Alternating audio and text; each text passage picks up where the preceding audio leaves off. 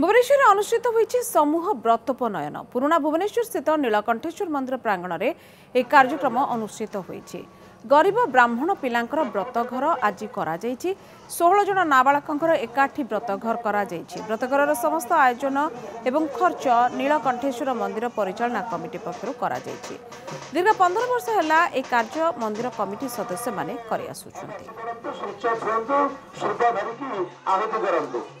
मो व्रतोपनयर यहाँ 15 वर्ष पूर्ति है।